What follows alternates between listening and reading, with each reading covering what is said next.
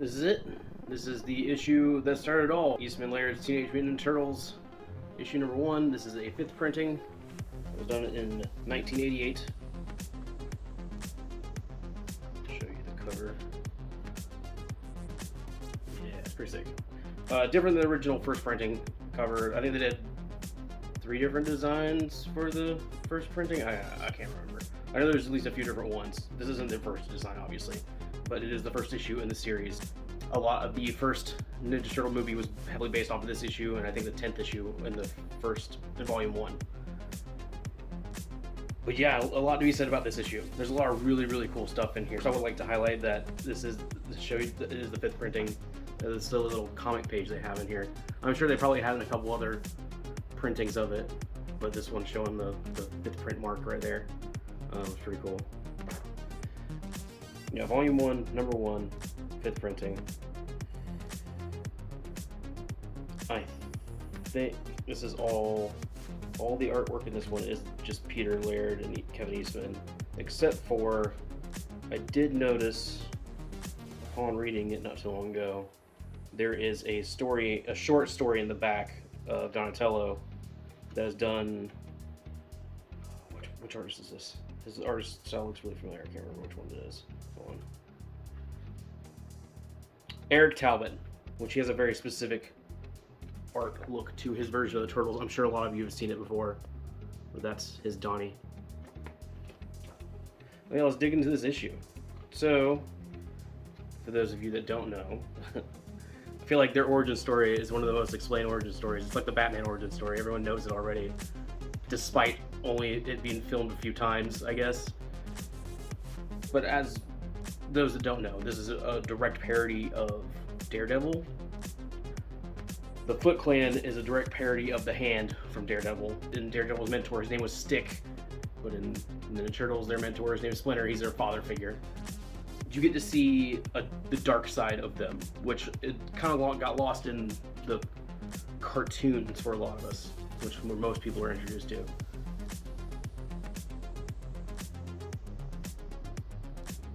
Sorry, I just love this page. The very first page, it looks great. I mean, like, oh, it looks tough. Those guys look like they're gonna fuck you up in a dark alleyway somewhere. As they would. That was their thing.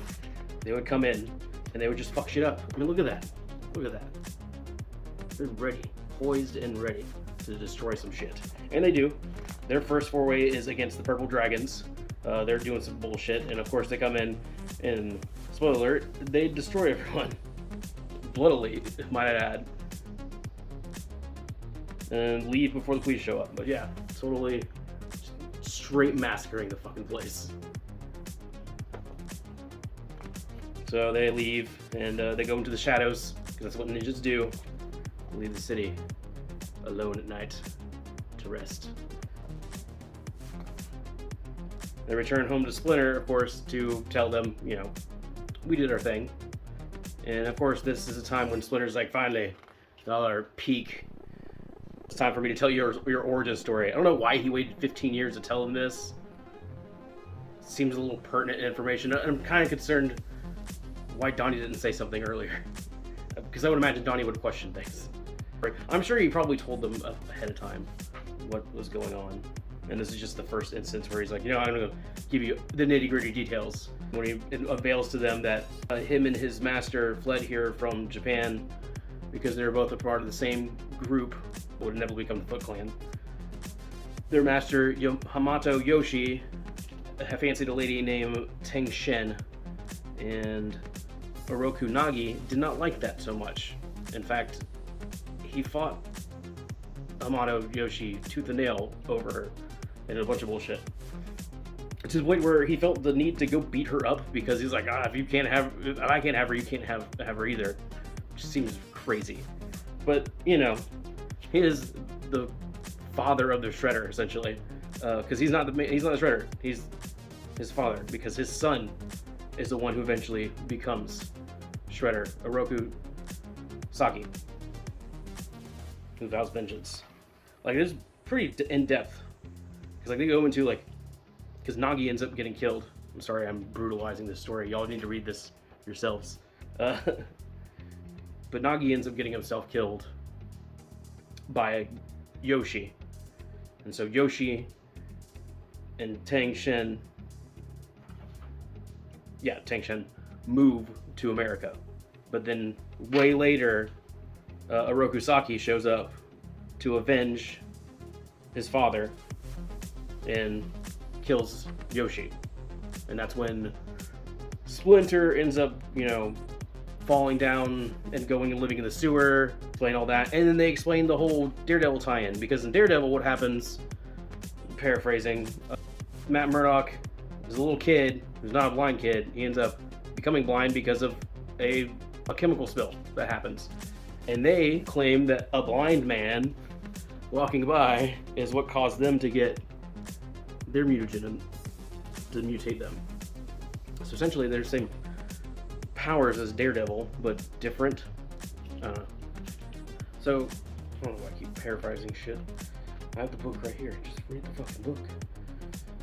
So the Turtles end up getting mutated by the same mutagen that mutated Daredevil, and yeah, they start growing, and Splinter started growing, and they didn't know what the hell's going on until they started speaking, and that's when he decided, you know what? They started speaking, and then they started mimicking him, and that's when he decided to train them to get his vengeance. And we're now at the point where he's like, now I'm old, and there's a task that I would have you perform before I leave this life. Now I must ask you to do that which no being should ask of another. I ask you to avenge the cruel death of my master, Hamato Yoshi, and his wife, Tang Shen. I ask you to challenge and kill the murderer Oroku Saki, the Shredder.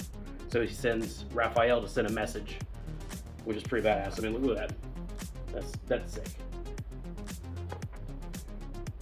So Raph goes, hunts down their hideout. Their hideout, beats up some guards.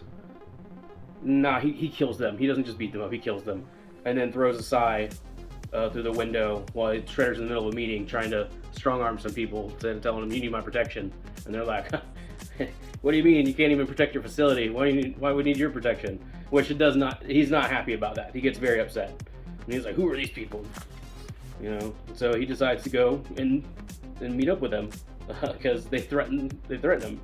And they're claiming vengeance for Hamato Yoshi at this point, which is like 15 years in his past. So he's like, I have no idea what the fuck this is about.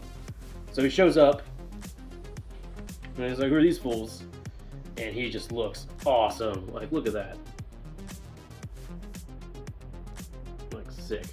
Like, this comic's just very well done. He looks awesome. Come face your doom. Battle Royale takes place. Turtles get beat up, but they still decide to face the Shredder. They try them one by one. It doesn't go well. Eventually, they say, "Fuck it, he's too much for us. We gotta regroup." So they decided to throw shit at him. Get stabbed. Oh yeah, they beat the shit out of him. So they beat the shit out of him. Eventually, and then they're like, "Hey, give it up, man. The jig is up. Commit seppuku. It's the only way to redeem your honor for the misdeeds you did against Hamato Yoshi and Tang Shen." And they're like, "Nah, I'm gonna blow you up with a thermite grenade." And that's when Donatello knocks his ass off the side. Yeah, there's a thermite grenade. Donatello knocks his ass off, slinging his bow staff. And our guys look tough and triumphant.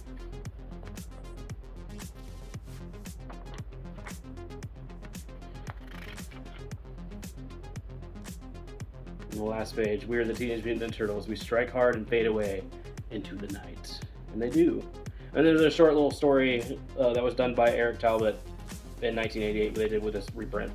That's pretty cool. It's about Donnie. It's mostly visual. There's not much dialogue in it.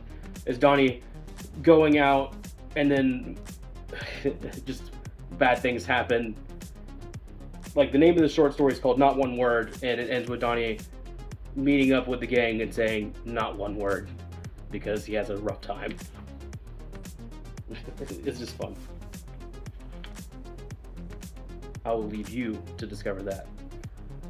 Till next time, peace.